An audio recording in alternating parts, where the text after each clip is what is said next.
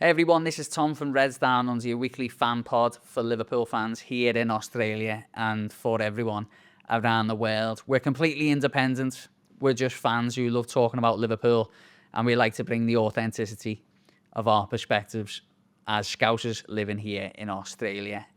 If you're enjoying all of this stuff that we do, all of this content, give us a subscribe on YouTube, follow us on social media. We're on TikTok, Instagram, Facebook.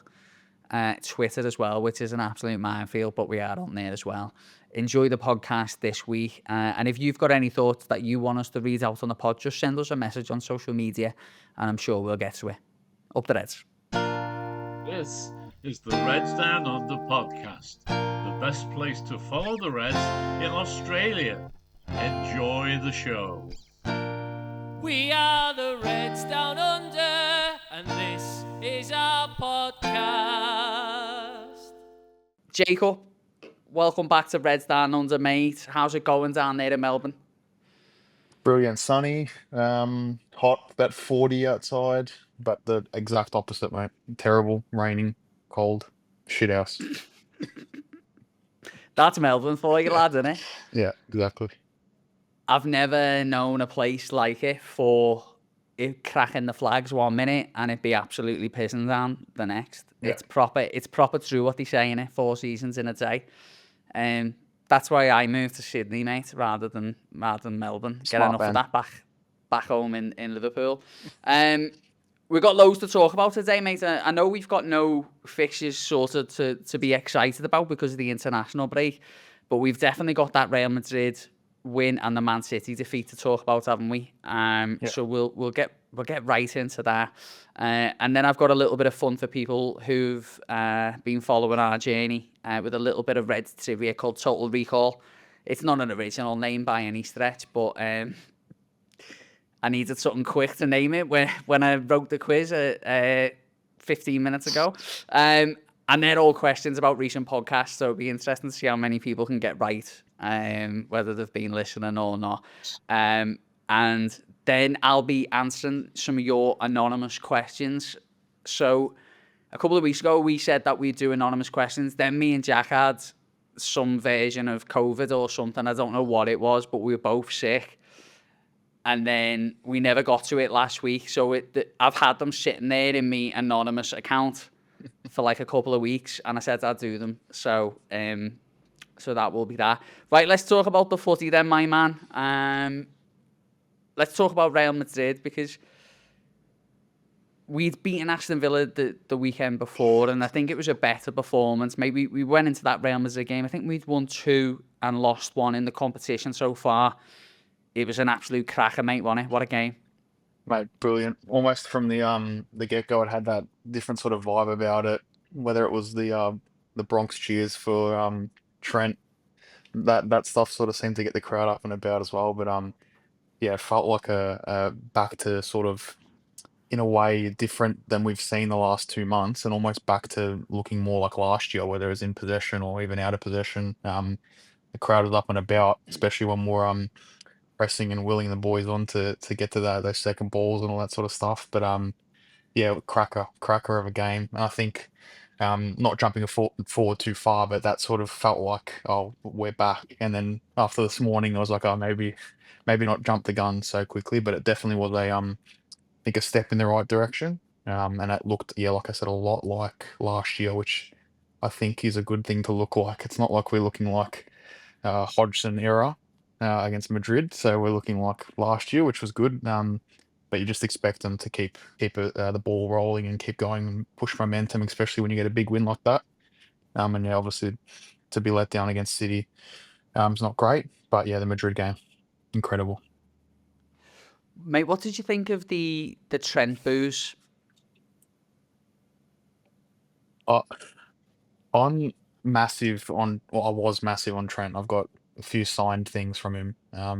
So I was really hard last year seeing and thinking, oh, is he Burn going? it, lads. Yeah. Get rid of it. You don't need that in your life. It's just I know. just taking up space in your wardrobe. That's at it's at my old man's house now and hidden away in a cupboard far from here. So but yeah, if my wife hadn't spent so much money on it, it probably would have been in the bin a long time ago. So obviously it sort of deserved in a way I think he'll get that reception for quite a while, unless I'm not sure what he can do to change it, but probably justified in the way he went about things. Um, Still sort of felt a little bit bad for him, but in the same sense, like if you're gonna pull the move that he did and the way he did it too, I think you got to know that you're not going to be getting a good reception ever again, especially when you're right home with the love heart when he touched down and all that. And I thought people don't leave their home that easily. So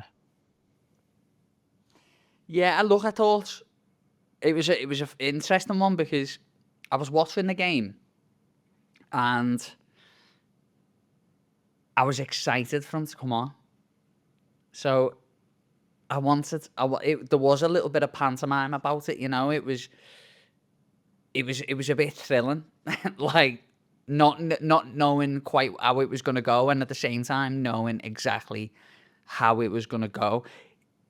You know, people have asked me this, and they've said, you know, if you were in the ground, would you boo him? Would you think it's acceptable? If I was in the ground, I 100% would have booed him. I think that, and I can't talk for other people, but a lot of it would have been quite tongue-in-cheek. of course, You know what I mean? Yeah. If he walked past them after the game, getting on the bus, they'd be like, "Hey, Trent, you were shit today," or whatever. You know what I mean? It wouldn't be. It's not hate. It's far from hate. You know what I mean? It's. We still love him. It's just that we're not very fond of him at the minute. And so yeah, look, I would have booed him. And you know, after the game ended, I was definitely in the position where I was like, right, the game's gone. I hope he goes and does well. You know what I mean? Yeah. But But were you like me when you thought? Well, I mean, first thing I did when he came on was look at the score and think about the last 70 minutes, the wasted opportunities. I thought if this prick comes on and fucking gets them the equalizer or something, we're gonna be absolutely spewing. And then it was almost built for that moment. But luckily, you just whipped in a couple terrible crosses and everyone gave him shit for it, so it didn't end up eventuating. yeah, I was exactly the same. I think he came on like 80th, I think. 70 minutes, something like that, was it? Yeah, Got something about like that. 20 minutes. I have to say, part of me did feel sorry for Trent, but not from a Liverpool perspective. I thought that Xabi Alonso had a decision to make, and if he was going to use the player, I think he basically had two options. He either played Trent from the start and play him, or he didn't play him at all. If he would have played from the start, he would have got the boos at the start, and the boos would have softly sort of eroded as the game went on, because you can't boo for 90 minutes. We've all tried it. But he brought him on at that sort of critical moment of the game where we were defending a lead anyway, and I don't know, I sort of felt a little bit sorry for him, like Xabi was throwing him to the lions. Is that just me? Am I going soft on Trent, or what's going on there? Yeah, you've gone soft, mate. Honestly, but you're right. He probably brought him on at a time where it gave him a bit more time on the ball. He probably would have maybe turned it over a bit more if he had to come on earlier in the heat of it. But the fact that we did start to sit back in that last sort of 20-minute period gave him that time and space to actually move forward and try and make something happen. But I feel like if he had been in there from the start, I feel like the way we were pressing, I think he would have copped it quite quickly as well. So maybe a good choice by Xavi to bring him on late and just try and get him to have some sort of impact when they needed to push for something. Yeah, it was definitely interesting because as soon as Trent came on, the first opportunity Liverpool had, they moved the ball over from one side of the penalty, one side of the goal kick to the other side, so they could attack that right back slot. Look, Trent is no longer a Liverpool player, but he's definitely living rent free in our heads, at least for now. The midfield were amazing, mate. Szoboszlai again with another dominant performance. Gravenberg is just Gravenberg. McAllister got his goal. Szoboszlai, is he Liverpool's best player at the moment, mate, still? Yeah, I think his form this year has been incredible. He's probably been the most consistently consistent, even in games where we've struggled. He's created something. He's had shots on target. He's had long range strikes. He's crashed the box, and almost he's probably lacking a little bit of finishing touch sort of inside the box at the moment. I think he'd probably be with the chances he's had, he'd want some higher numbers. But in saying that, he's provided assists, scored banging free kicks against Arsenal. So he's done pretty well. I think he'd be on par with I'd say Gravenberch at the moment for importance to the team and consistency and whatnot. Obviously, we've seen Mo drop off a tiny bit, but against Madrid he did look better. And same with in the Villa game and whatnot. But I think pound for pound at the moment he's probably our best player. Liverpool have won 2. They've lost 1 in the Champions League, and I think we've got some pretty good fixtures coming up. I think from this point, mate. I think getting over the Real Madrid hump, if you like, was a really important one for us in Champions League qualification. Does a win like that against Real Madrid build confidence that maybe we could actually go and win that competition this year?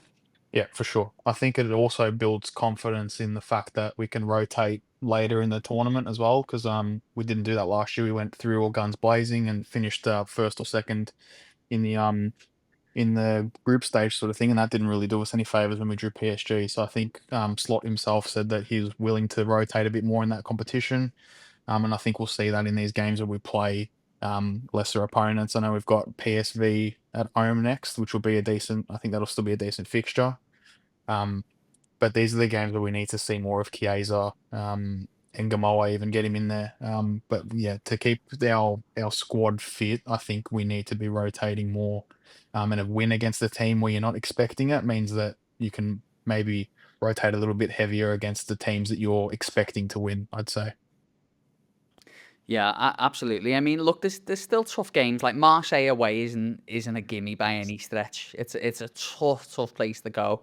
The Champions League, obviously, it's not an easy competition to win, but I think you're spot on. I think the fact that we went and, I know we've had some difficult results so far this season and disappointments, but I think we can still put our flag in the ground a little bit and say, you know what, we beat Arsenal and they're flying at the top of the Premier League.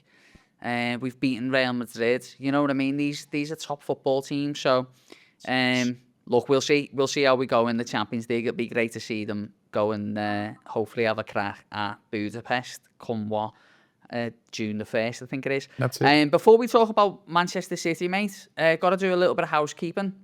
The first bit of housekeeping is behind me is a signed Istanbul 2005 shirt signed by Jamie Carragher. Jamie was kind enough to sign 2 of these bad boys, mate. And we're giving 1 away. So we're just basically prepping the graphics, and it's going to go on social media probably this week. So keep your eyes peeled. If you want to win a Jamie Carragher shirt, it'll be dead easy to enter. So that's that. Next up, next week, because it's the international break next week, Jacob, which is just my idea of a long sleep. We've got a great guest on. I know you're a great guest, but we've got a great guest on next week. We've got former Liverpool and England goalkeeper Chris Kirkland will be on the podcast next week. So I interviewed Chris last night, and he was just a legend, just an absolutely top fella. So keep your eyes peeled next Tuesday for that podcast with me and Chris Kirkland. And I was a goalie as well as a kid. So, yeah, it was nice. It was nice talking to a goalkeeper. Thank you to Redboat Ventures for being production partner, lending us kit, just being absolute legends. Thank you to Cheers Bar, who are not official partners, but have just been amazing with us. And every time you go to Cheers Bar, you'll see our poster all over Cheers Bar as well. Manchester City, then Jacob. We went into the game, mate, having been super excited that Arsenal dropped 2 points at the Stadium of Light against Sunderland. It was a real opportunity for Liverpool to gain some ground on Arsenal. There was a point difference between Liverpool and Manchester City as well going into the game. Overall feeling, mate, disappointment. I think with the expectations going in, I think it's similar to last year. I think we played Madrid and City in the same week around this time as well. Obviously, coming off that big Madrid win, we're probably not alone in saying that we felt a bit more confident than what we probably would have if we played City maybe a week and a half ago, 2 weeks ago. But yeah, just it didn't really carry over. It didn't seem the Madrid performance at all into this. Just lacked control. It looked like a lot of the ball was with them. Obviously, you're going to forfeit a lot of possession when you play City at their ground. But just struggling to keep control of it, make anything happen. Even now, I don't think Ekitike hardly touched the ball in the first half, which is difficult to score when your strike isn't getting nowhere near it as well, and we couldn't link up anything.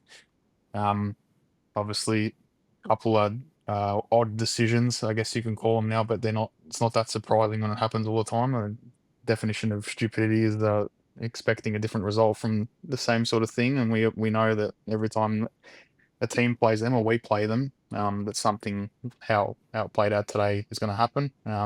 But in the end, it was 3 goals. It wasn't just the one or whatever. So just wasn't good enough, which is disappointing. Now we fall 8 points back from Arsenal, and I think it's 4 or 5 or 4 away from City now as well. Sitting in 8th, just doesn't look great at the moment. But surely that Madrid performance can't be for nothing. Has to be somewhat of a spark there for the boys, hopefully. Yeah, look, I think I said before we started recording, just when we were having a crack there, at any time, the great teams could go to Man City against Pep's Man City and can get turned over like that. Like, it can happen to the best teams. I thought that it was difficult to get hold of the ball. That's not unusual in that stadium. I think one thing that's really frustrated me, mate, and I try not to get on players' backs. It's really not what I'm into. But I think I'm definitely at a point with Konate where I'm really struggling with Konate. Yeah. It's shocking defending to give the ball away to lead to the penalty. Haaland's header.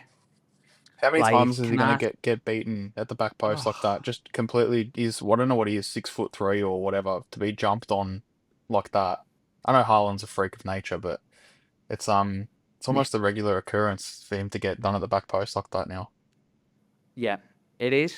It is, and and he looked at like a diminutive figure, like he was smaller, and and yeah, you know what, mate, like I really defended Konate at the start of the season on this podcast, and I said, look, he's a professional, and the Real Madrid talks shouldn't be affecting him that much. I think that it's been too often now, Jacob, mate, that those performances aren't there. Would you expect Liverpool to go and sign a centre-back in January, based on what you've seen?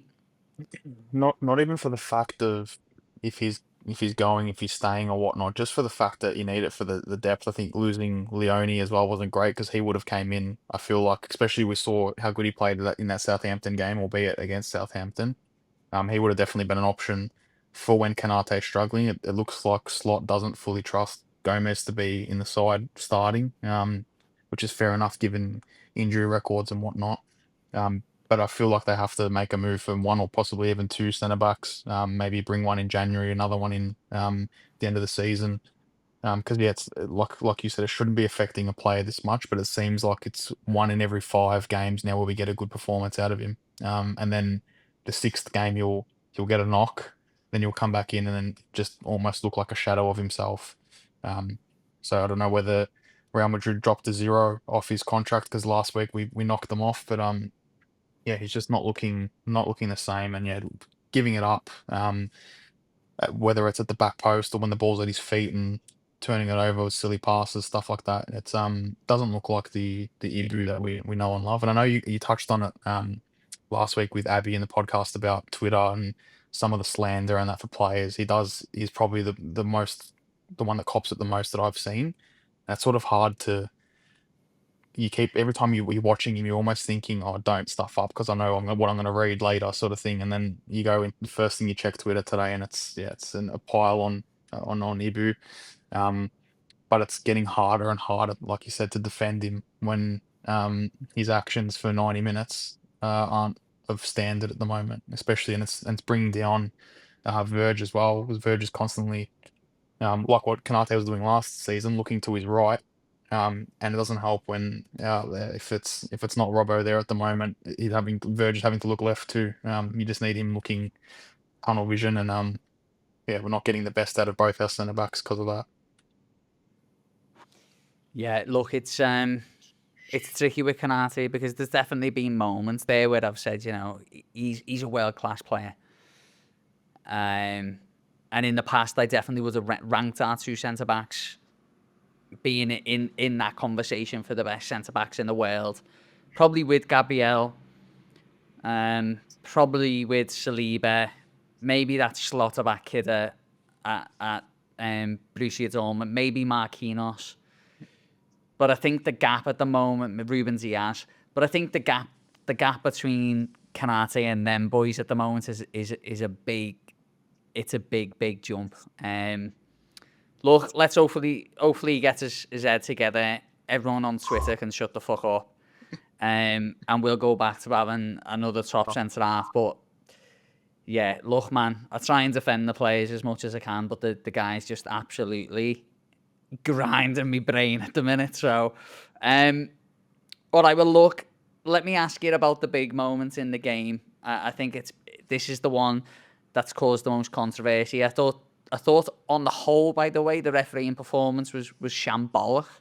I thought it was a poor performance. It wasn't the sort of refereeing standard for the biggest game on paper, if you like, at the moment in the Premier League at the moment is Liverpool Man City. I know Man United's Man United, but Liverpool City's the two competing dogs. What did you make of the disallowed goal? Interesting. I saw something about how a similar goal was given I think it was 4 City against Wolves. It might have been earlier in the season where the same sort of thing happened. It seems to get called quite often for them. But just looking at simple stuff, it seems I think it might have been Nico Gonzalez who was marking Robertson, seemed to have shoved him in that direction. As well as Donnarumma's 6'4", 6'5". He's not 4'8". He can see past Robertson. He was already moving in the right direction before the header came towards him.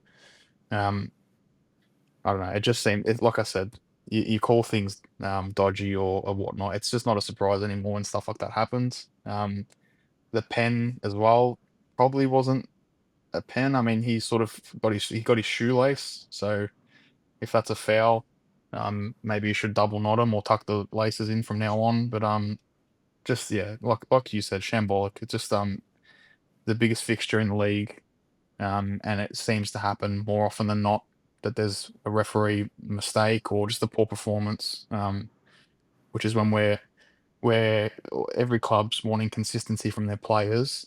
But when can we start looking at the referees and trying to get a bit of consistency, or these rulings that have been deemed a certain way? When are we going to get that ruling consistently, not just in certain games or by certain referees and whatnot?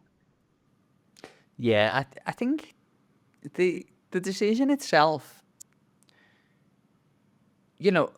linesmen or lines people, their job is basically disintegrated into nothing now in football. It's seldom that an offside call will be made by the linesman and it stands on the pitch. They keep the flag down until nothing can happen, and then they put the flag up and everyone complains, right? What we seen this morning was the linesman put his flag up before it went to VAR and said that was offside. So fair play, But the VAR, when the VAR first seen the goal, they weren't gonna give offside, is what it said in commentary. That's what they said, the pundits. So because the linesman give it then they're backing the official on the pitch because then they have to prove whether it's a clear and obvious error. So if the linesman didn't put his flag up and just went, well, the VAR will make a call on that. They'll see that.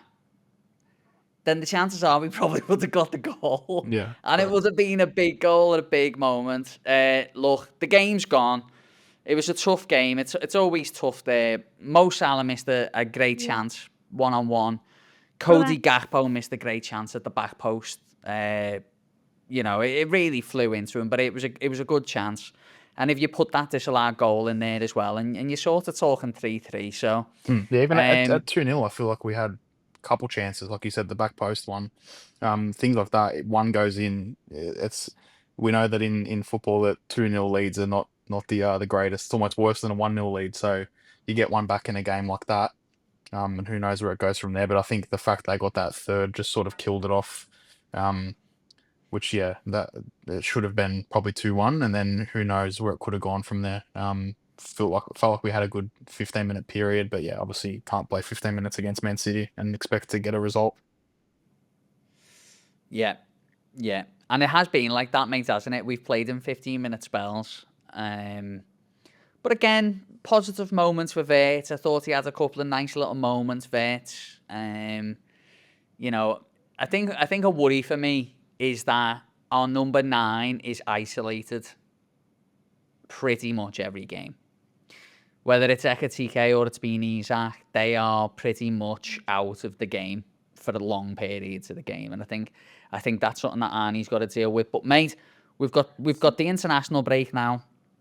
I think it's the best part of 2 weeks, or the worst part, depending on how you think about it.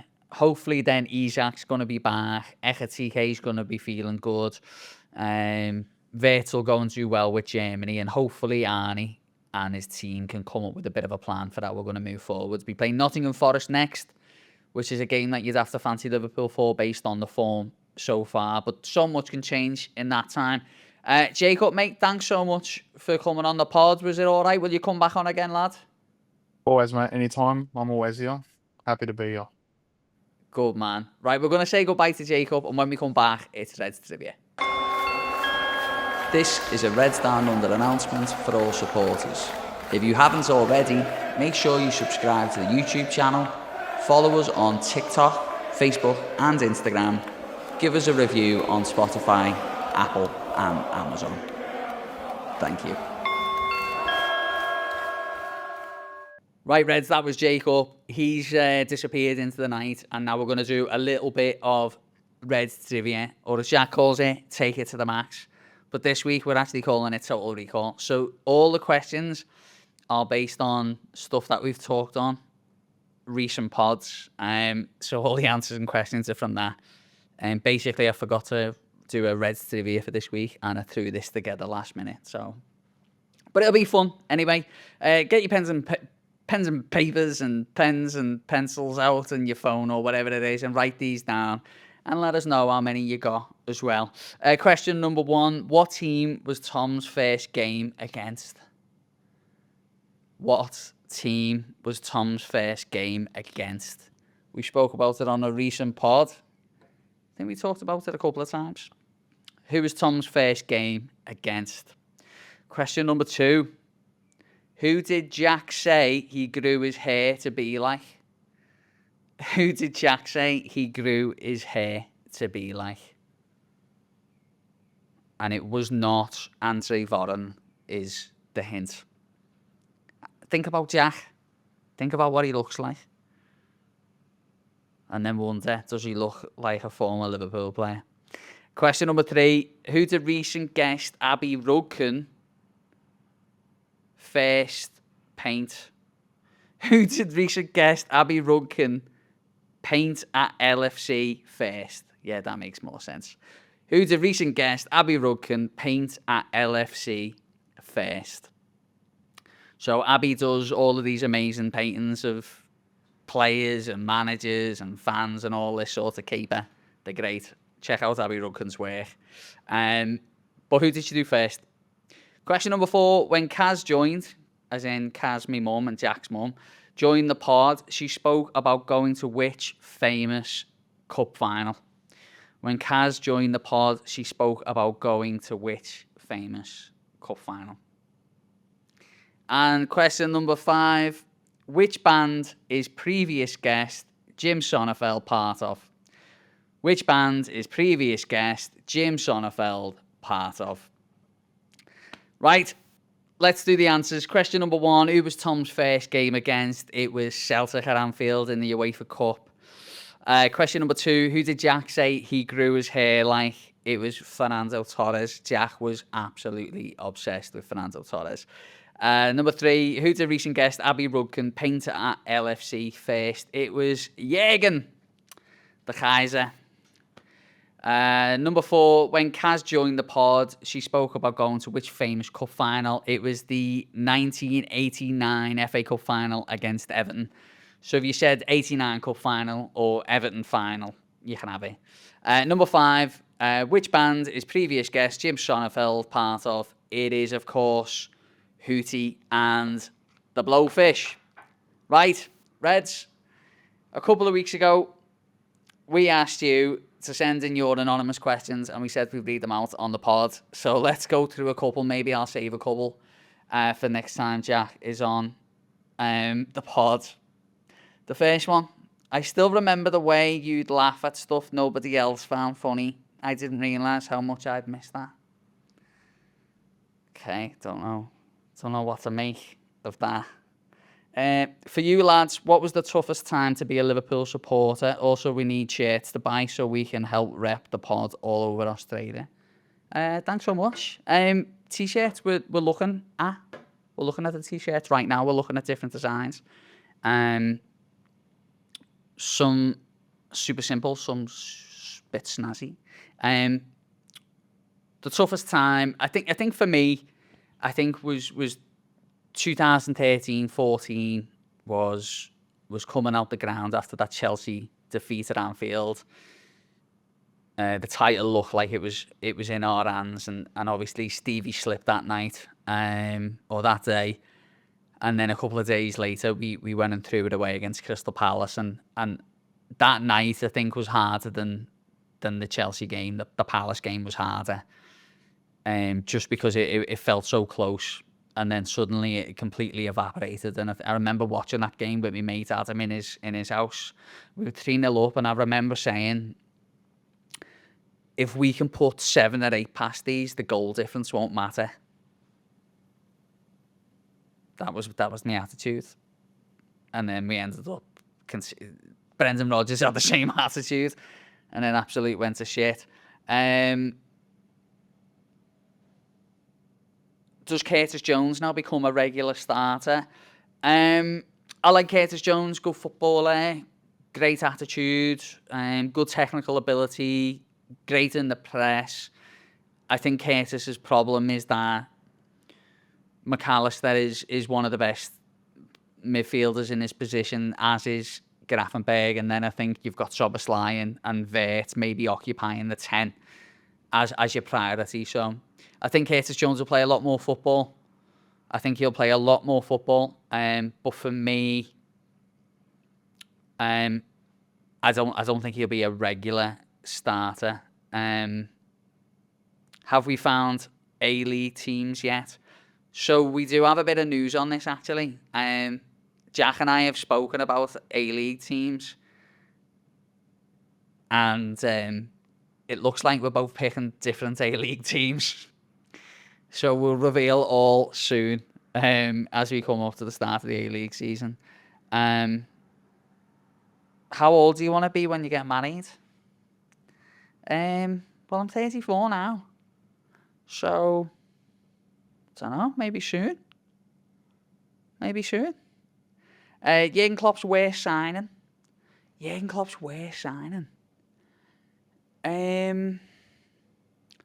I don't think they made a lot of bad signings, did they? Under Jurgen Klopp. It's hard for me to sort of remember bad signings right now as I'm sitting here. I can't. To be honest, I can't even remember many bad signings he made.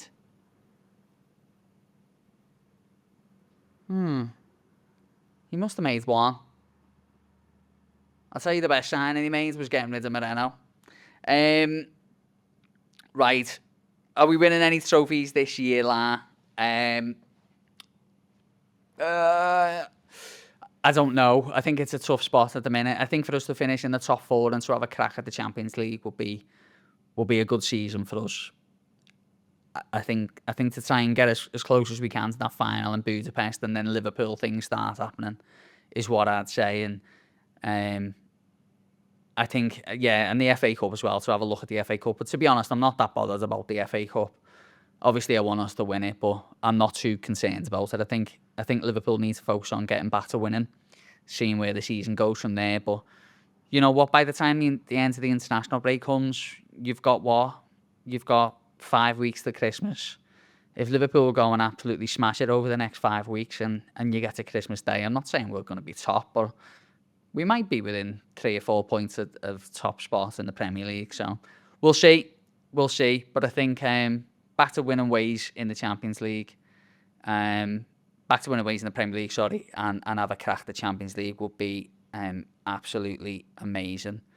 Right, there's a couple more in there, which maybe we'll answer with Jack next time. Reds, thanks so much for joining us this week. It's been a sort of up and down week, hasn't it? Started really well, didn't it? But you know what? If someone would have said to me, you're going to win 2 out of the 3 games this week, Villa, Real Madrid, Man City, I would have took it. And I think a defeat at the Etihad or the Etihad can happen at absolutely any point in a season. So I'm not overly concerned about that. We've got a little bit of a break now. When we come back, it's Nottingham Forest. So that's a game we really should be winning. But here at Reds Down Under, we don't stop. Our content's going to continue. As I say, I've got that interview with Chris Kirkland, which will be out next Tuesday. Really interesting fellow. We spoke about his Liverpool career. We talk about behind the scenes. We talked about his battles with mental health and addiction. Absolutely fascinating. And you know, it's a real reminder that these lads go out and play football and wear our shirt and wear our badge, but they're just blokes. They're just blokes trying to do the best for the football club and do the best for themselves. So it's a really interesting chat. I hope you really enjoyed that one. And we'll find out if Chris gives me any tips to stop me getting beat at my near post. Thanks so much for joining Reds Down Under this week. We'll be back with more content in the weeks to come. Enjoy your week, Reds. We are the Reds Down Under, and this is our podcast.